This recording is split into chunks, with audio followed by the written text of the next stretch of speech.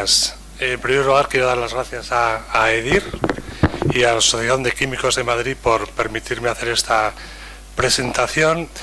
Quiero también pedir disculpas a la gente de la sala porque probablemente los que estén al fondo no puedan ver bien lo que va a salir de ahora en adelante, sobre todo cuando hay gráficas. Lo intentaremos arreglar de alguna manera para que no haya problemas.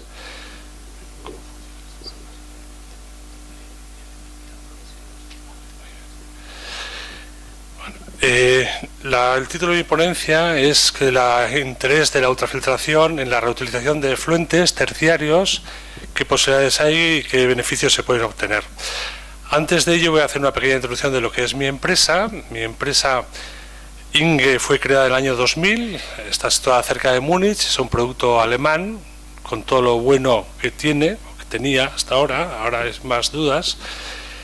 Tiene 130 empleados en enero de este año y fabricamos y solo fabricamos membranas de ultrafiltración. No hacemos otro tipo de productos. Es decir, somos 130 personas que nos dedicamos solo a vender ultrafiltración. Desde el año 2011, Inge pertenece a la empresa BASF, líder mundial en productos químicos. Tenemos, como veis arriba en el gráfico, una serie de sinergias. BASF fabrica...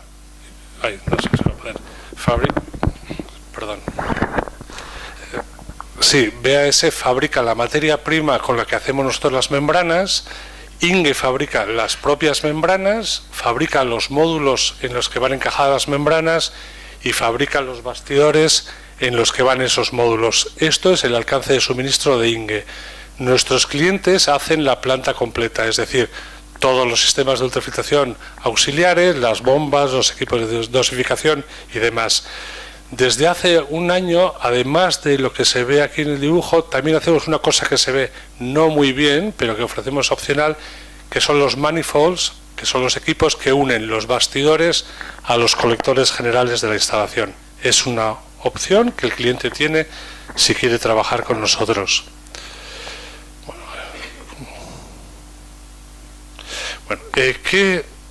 ¿Cuáles son los motivos para pensar o para que estemos todos pensando en tratar los efluentes de los terciarios? En primer lugar, porque hay evidentemente una demanda cada vez más creciente de agua en Europa, en los países desarrollados por supuesto, pero en países en vías de desarrollo cada vez se exige más acceso al agua. Y luego, por otro lado, hay cada vez una presión medioambiental mayor para que el agua que llega a la descarga final sea de mejor calidad. Ayer en la presentación el señor Cajigas, creo que fue, habló de una posible nueva directiva europea mucho más restrictiva en la calidad de los vertidos. ¿Por qué tiene interés el trabajar o el reutilizar el agua procedente de los terciarios? En primer lugar, porque se consigue producir agua para usos diversos en el mismo sitio donde se produce el agua. Es decir, no hay que traer el agua desde demasiada distancia. Segundo, porque el producir esa agua in situ tiene unos costes comparativos inferiores a otros sistemas de producción de agua, como es, por ejemplo, el agua de mar. Y en tercer lugar, porque cada vez como he dicho antes, los legisladores son más duros a la hora de permitirnos volcar el agua a los ríos o a donde sea. ¿Dónde se puede utilizar el agua tratada de terciarios? Bueno, en regadíos es un campo habitual. El agua de proceso retratada, reutilizada, se puede utilizar en usos industriales. Las aguas grises domésticas o edificios también, una vez tratadas, pueden usarse para ese propio uso doméstico, y la gran duda es si ese agua reutilizada se puede trabajar para consumo humano. Supongo que todos estamos en ello, de una manera o de otra, para llegar a este, digamos, fin último. Lo que también es una cosa muy frecuente es reutilizar el agua que se obtiene de terciarios para rellenar acuíferos y hacer como de depósito natural para una utilización futura. ¿Cómo es el agua procedente de terciarios? Tiene dos características principales. Una es que un agua muy mala, entendiendo muy mala, una cantidad o de partículas o de materia orgánica básicamente elevada, y es un agua de calidad muy variable. Es decir, no es la misma un agua obtenida en España que una en Alemania, no es la misma un agua obtenida en invierno que obtenida en verano. Y luego además, para que ese agua pueda ser tratada, se requiere que la calidad de agua obtenida sea de gran calidad, si no, no merece la pena. Puede haber procesos de ósmosis inversa posteriores que exigen, por ejemplo, un SDI de 3, y los medios actuales no garantizan, o sea, sí que producen, pero no siempre, es decir, no garantizan que ese nivel se consiga. Además, es preciso que tenga el proceso de reutilización un impacto ambiental mínimo, es decir, las ventajas que eso tiene no pueden ser inferiores a los costes que se producen. Y por último, y creo que es un tema importante, y sobre todo cuando se compara lo que es ultrafiltración pura con MBRs, es la necesidad de espacio. Normalmente las plantas depuradoras ya ocupan todo el espacio en el que están instaladas, y cuando se quiere hacer una reutilización se dispone de un espacio muy pequeño. A nosotros frecuentemente nos hemos encontrado con las propuestas de nuestros clientes diciendo: la idea es muy buena, pero tienes ese cuarto en la esquina y ahí tienes que meter lo que puedas utilizar. ¿Cómo es una línea de tratamiento convencional de reutilización de efluentes? La primera parte, ahí va.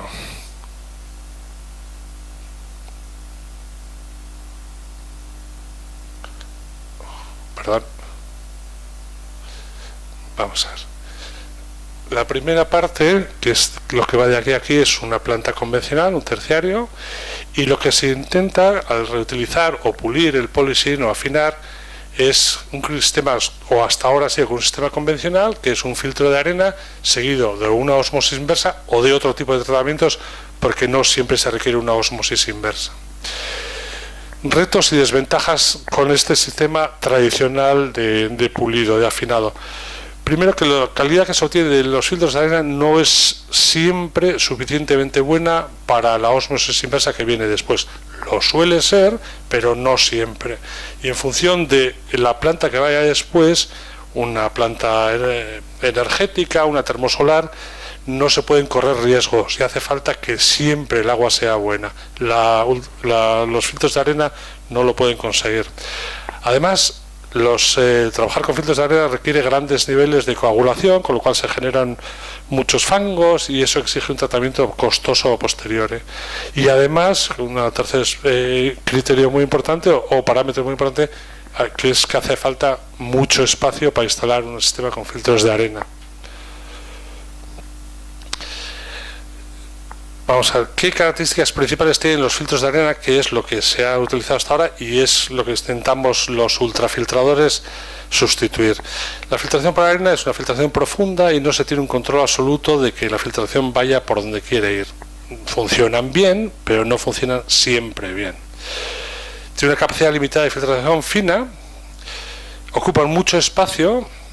Y cuando digo que tiene una capacidad limitada de filtración fina es que no consiguen eliminar suficientemente bacterias y virus y agentes patógenos.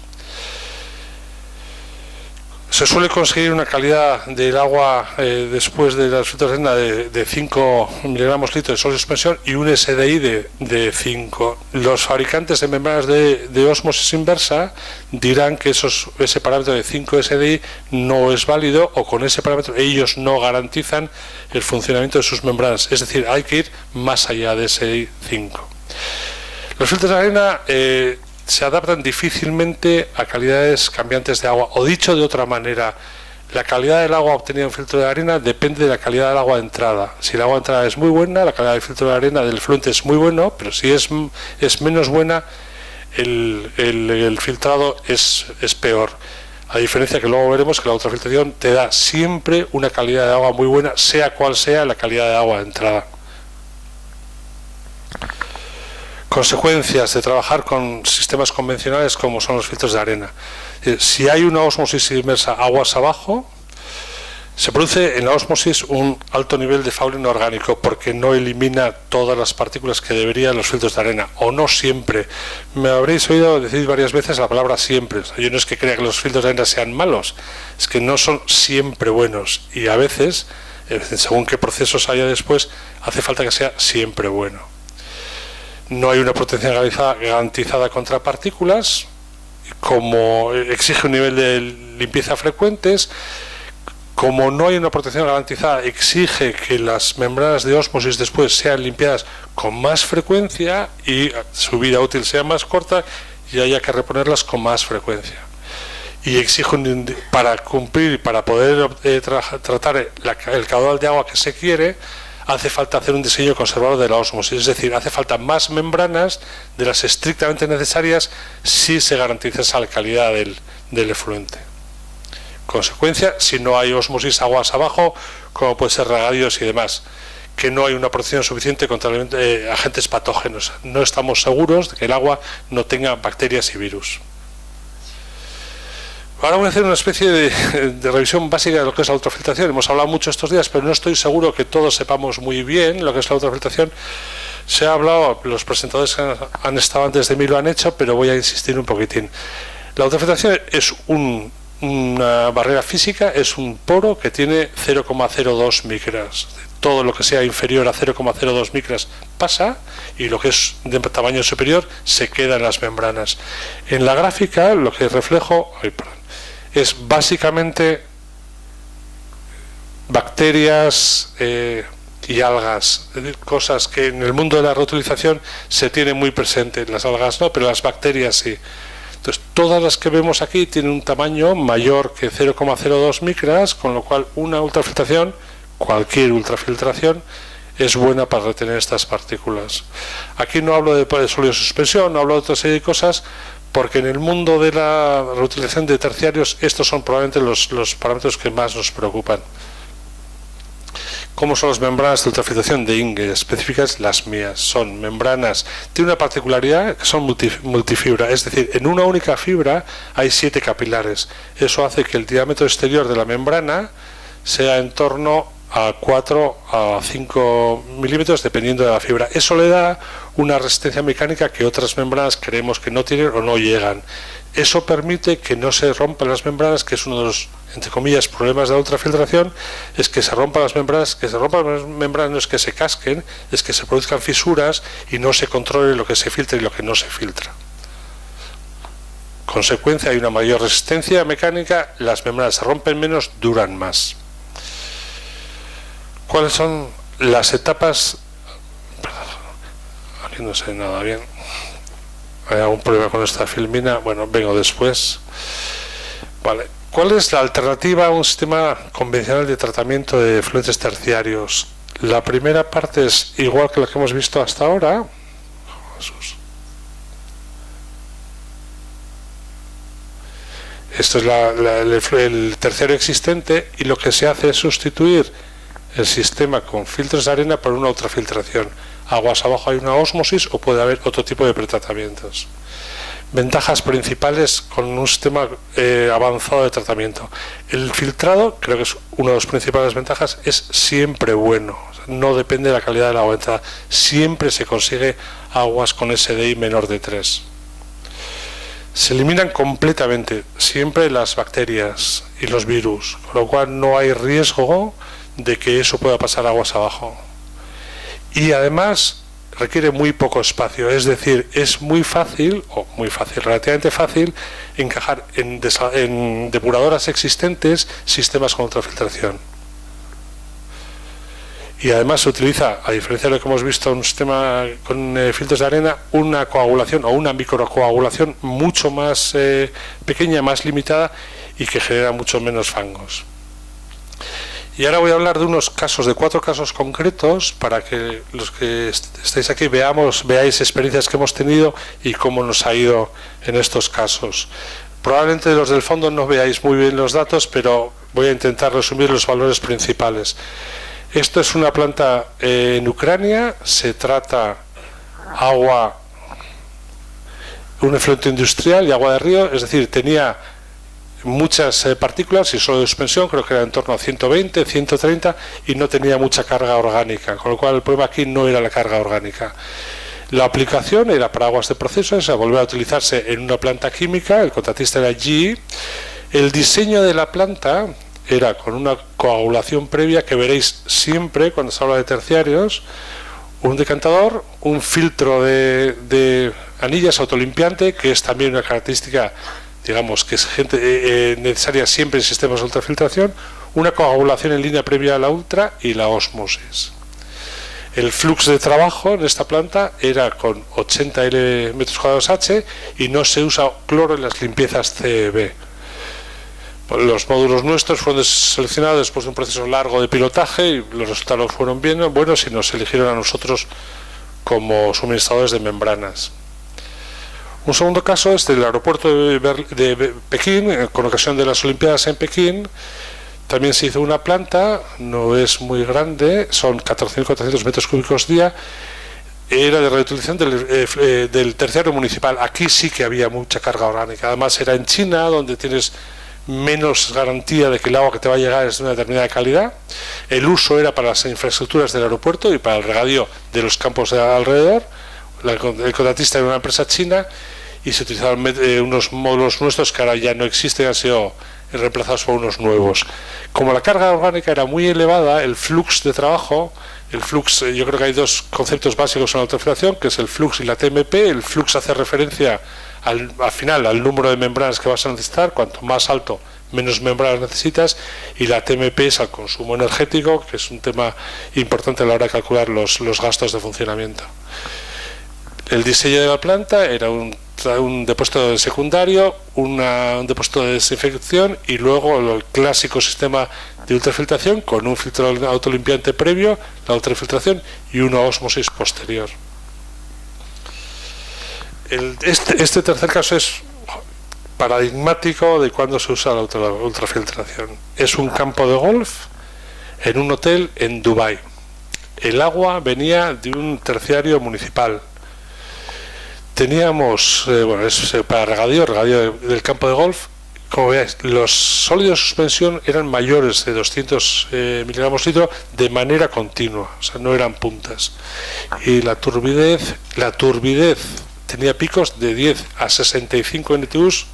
Bueno, la calidad del agua obtenida con nuestro sistema era del efluente salía una turbidez de 0,1 NTU y unos sólidos de suspensión de 0,1 ppm también, siempre. En este caso, como cosa diferente a lo que hemos visto hasta ahora, utilizamos la membrana de 1,5 milímetros de diámetro interior de poro. Con esta membrana nosotros podemos trabajar de manera continua hasta 300 ppm de sólido de suspensión y agua con 300 o 250 NTU de turbidez. Es decir, cuando se habla que la ultrafiltración solo puede trabajar a partir de un agua muy buena, es cierto, pero hay casos, y nosotros tenemos una solución, que no hace falta que el agua sea tan buena. Podemos ir a casos más difíciles. Bueno, termino. Y el último ejemplo, y con esto termino, no es un terciario, en este caso es un tratamiento de una desaladora, pero muy especial. Muy especial por, primero, el agua tenía de 0 grados a 25 grados. Ultrafiltramos agua de 0,5 grados, que tiene su historia. El agua estaba bajo la influencia de las mareas y tenía picos de turbidez de hasta 380 NTU. Y la media era 18,3, que ya está bien también. Los sólidos de suspensión también tenían picos de hasta 92 ppm. Y había bloom de algas permanente. Nosotros lo que hicimos aquí, y es una cosa que hemos visto antes, es una coagulación previa a la coagulación, la microcoagulación, que es dosificando cloruro férrico o policloruro de aluminio en dosis muy pequeñas, 0,5, 1, 1,5 ppm, consigue que se forme una capa porosa en la superficie de la membrana y permite que sea mucho más fácil de limpiar luego la capa de partículas. Consigues unos flux mayores, que las membranas se atasquen menos y unas conversiones más efectivas.